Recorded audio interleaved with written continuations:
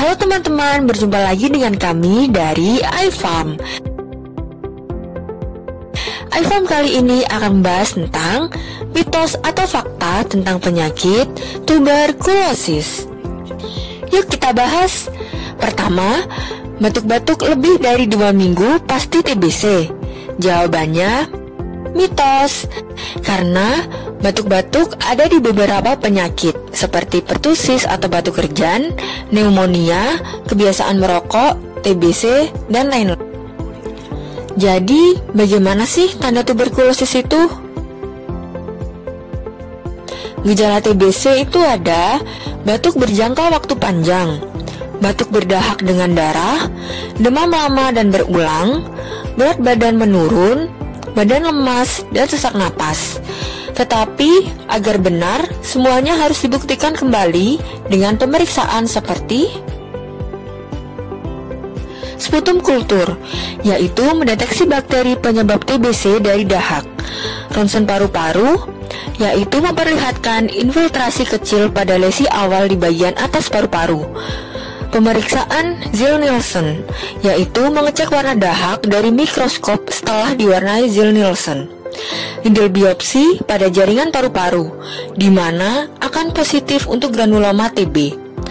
Arterial blood gas, yaitu memeriksa pertukaran gas dalam paru-paru dengan mengukur kadar oksigen, CO2, dan pH darah. Bronkografi, yaitu memeriksa kerusakan bronkus atau paru-paru.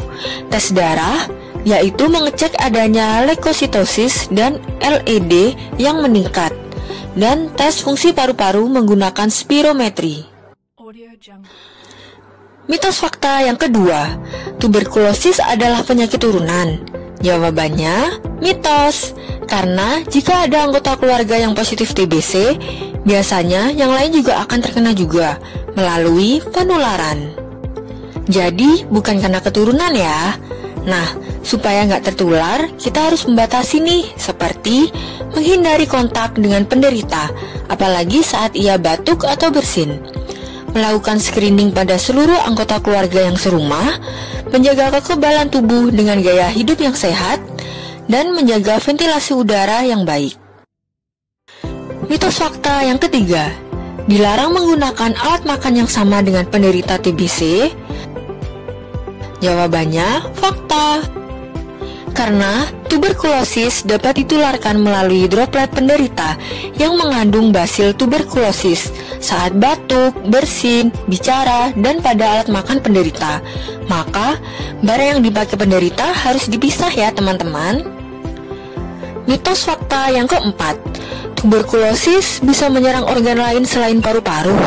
Jawabannya fakta. Bakteri tuberkulosis merupakan bakteri intrasel, hidup melakukan multiplikasi melewati saluran limfatik, limfonodus, dan jaringan lainnya. Ia dapat masuk ke pembuluh darah dan menyebar ke seluruh tubuh. Jadi, semua jaringan dan organ dapat terkena.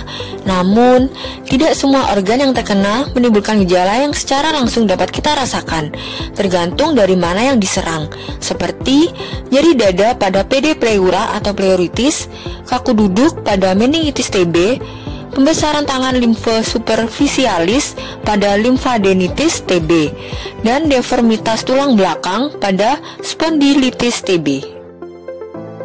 Mitos fakta yang kelima, jika tidak patuh minum obat, maka harus memulai pengobatan TBC dari awal lagi. Jawabannya fakta. Nah, pengobatan TBC ini ada 2 fase nih. Fase pertama yaitu fase intensif selama 2 bulan dengan isoniazid, rifampicin, dan pyrazinamid. Sedangkan fase kedua yaitu fase pemeliharaan selama 4 bulan dengan rifampicin dan isoniazid. Nah, terapi perlu dilakukan sekian lama untuk memusnahkan sarang infeksi dan kuman intraseluler untuk menghindari kambuhnya penyakit. Faktor keberhasilan dari pengobatan ini adalah kepatuhan pengobatan dari penderita itu sendiri. Jadi harus patuh ya teman-teman. Mitos fakta ke-6, jika urin berwarna kemerahan setelah minum obat TBC, pertanda obatnya tidak cocok dan harus dihentikan. Jawabannya mitos. Karena salah satu obat TBC yaitu rifampicin memiliki efek samping yang menyebabkan cairan ekskresi berwarna kemerahan karena resepsinya di usus sangat tinggi, distribusi ke jaringan, dan cairan tubuh juga baik termasuk CCS. Maka itu bukan efek samping yang perlu dikhawatirkan dan jangan sampai menghentikan pengobatan secara mendadak tanpa konsultasi dulu dengan dokter. Nah, gimana nih teman-teman infonya? Bermanfaat kan?